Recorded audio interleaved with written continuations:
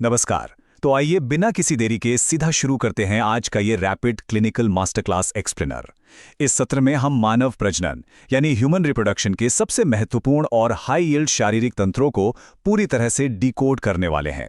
एक clinical professor के नजरिए से तैयार किया गया ये एक्सप्लेनर मेडिकल एंट्रेंस एग्जाम्स के सबसे क्रिटिकल कॉन्सेप्ट्स को तेजी से रिवाइज करने के लिए एकदम परफेक्ट है। इस मास्टर क्लास का हमारा रोड मैप कुछ इस तरह होगा। सबसे पहले हम प्रजनन के 6 मुख्य चरणों को समझेंगे।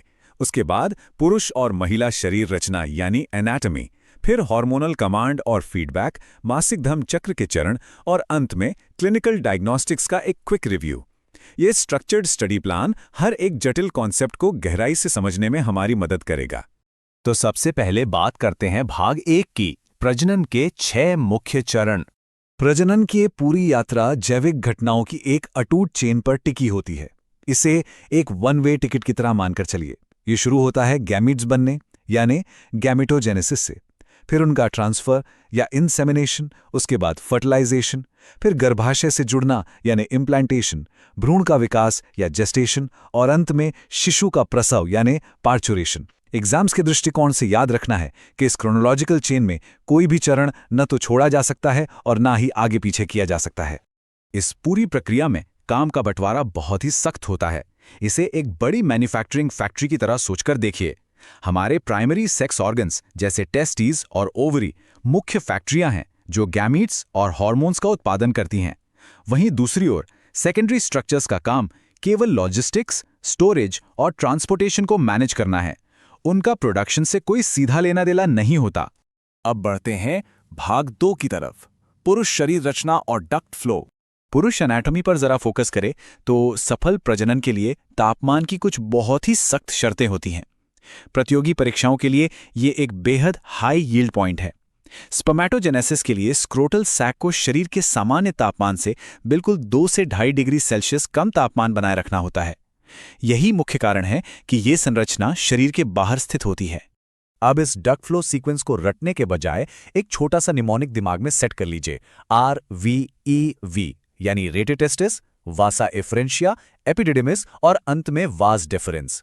ये क्रम बिल्कुल सटीक तरीके से ट्रैक करता है कि गैमीट्स कैसे उस अत्यधिक कॉइल्ड सेमिनिफेरस ट्यूब्यूल से बाहर की ओर सफर करते हैं। एनाटॉमी के नजरिए से इस स्लाइड में जो ये लूपिंग वाली संरचना है उसे जरा ध्यान से देखिए। वास डिफरेंस सीधा यूरिनरी ब्लैडर के ऊपर से एक लूप बनाता है और सेमाइनल वेसिकल से जुड़कर एक कॉमन इजैक्यूलेटरी डक्ट तैयार करता है। मेडिकल एग्जाम्स में अक्सर इसी आइडेंटिफिकेशन मार्कर को डायग्राम्स में पूछ लिया जाता है। ध्यान दें, यहाँ एक क्लासिक एग्जाम ट्रैप है जहाँ बहुत सी गलतियां होती हैं। स्पर्मेटोजेनेसिस जो कि पूरी निर्माण प्रक्रिया है और स्पर्मियोजेनेसिस के बीच के अंतर को समझना एकदम वाइटल है। स्पर्मियोजेनेसिस असल में वो आखिरी संरचनात्मक मैच्योरिटी है जहां एक गोल नॉन मोटाइल स्पर्मेटिड अपनी पूंछ विकसित करता है और तेजी से तैरने वाले स्पर्म में बदल जाता है।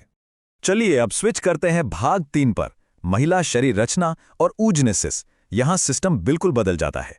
अगर हम इन दोनों की टाइमलाइन को अगल बगल रखकर देखें तो इनमें जमीन आसमान का फर्क है।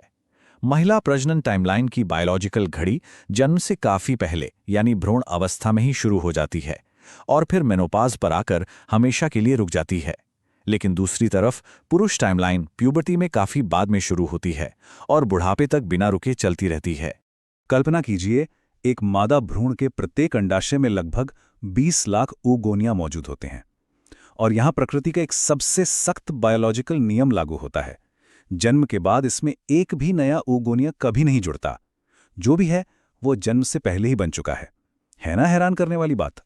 अब आते हैं भाग 4 पर, हार्मोनल नियंत्रण और फीडबैक। इनमें से कोई भी शारीरिक संरचना एक केंद्रीय कमांड सेंटर के निर्देशों के बिना काम नहीं कर सकती। इसे कॉर्पोरेट चेन ऑफ कमांड की तरह समझिए। हाइपोथैलेमस बॉस की तरह है जो GnRH रिलीज करता है। वो मैनेजर यानी एंटीरियर पिट्यूटरी को निर्देश देता है जो आगे LH और FSH के जरिए वर्कर्स यानी गोनैड्स को काम पर लगाते हैं। प्यूबर्टी आते ही ये पूरी चेन एकदम से एक्टिवेट हो जाती है और शरीर का ये सेल्फ रेगुलेटिंग सिस्टम बिल्कुल एक स्मार्ट थर्मोस्टैट की तरह काम करता है।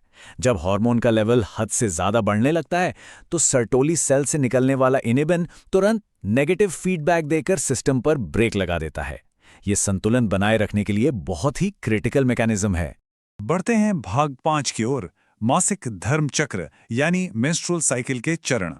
महिला प्रणाली में हार्मोनल नियंत्रण की वजह से एक जटिल 28 दिन की साइकिल चलती है। इसे क्रोनोलॉजिकली याद रखना बहुत आसान है। पहले 5 दिन मेंस्ट्रुअल फेज हैं, फिर फॉलिकल का विकास होता है, बिल्कुल बीच में यानी 14वें दिन LH सर्च के कारण ओव्यूलेशन होता है, और उसके बाद कॉर्पस लुटियम गर्भाशय के अस्तर को बनाए रखने का काम संभाल लेता है। यहाँ एक बहुत ही दिलचस्प बायोलॉजिकल ट्विस्ट है। एस्ट्रोजन जब अकेला होता है तो वो पॉजिटिव फीडबैक देकर LH सर्ज को ट्रिगर करता है, लेकिन जैसे ही प्रोजेस्टेरॉन इसके साथ जुड़ता है, ये अपना पूरा व्यवहार पलटकर एक नेगेटिव फीडबैक लूप बना लेता है। क्लिनिकल डायग्नोस्टिक्स के लिए इस ड्यूअल नेचर को समझना बेहद जरूरी है। और अंत में भाग 6, क्लिनिकल डायग्नोस्टिक्स और रिव्यू। अब इस थ्योरी को क्लिनिकल प्रैक्टिस से जोड़ते हैं। क्लिनिकल फर्टिलिटी को डायग्नोस करने के लिए ये 60-40 का रूल बहुत ही कड़ाई से लागू होता है। लाखों माइक्रोस्कोपिक सेल्स में से कम 60% स्पर्म्स का आकार और रूप एकदम परफेक्ट होना चाहिए, और उसी 60% में से 40% के अंदर बहुत तेज गतिशीलता यानी विगरस मोटिलिटी का होना बिल्कुल अनिवार्य है। सोच कर देखिए कितनी अचूक सटीकता चाहिए होती है इस पूरी प्रक्रिया में। अगर एंटीरियर पिट्यूटरी का एक छोटा सा माइक्रोस्कोपिक हार्मोन भी अपना फीडबैक देने में चूक जाए तो क्या होगा? ये पूरी की पूरी जटिल चेन ताश के पत्तों की तरह ढह सकती है। आधुनिक चिकित्सा इन्हीं सटीक माइक्रोस्कोपिक संतुलनों को समझने पर निर्भर करती है। आज के इस मास्टर क्लास एक्सप्लेनर में बस इतना ही। सीखते रहें और इस अद्भुत चिकित्सा विज्ञान के प्रति अपनी जिज्ञासा बनाए रखें।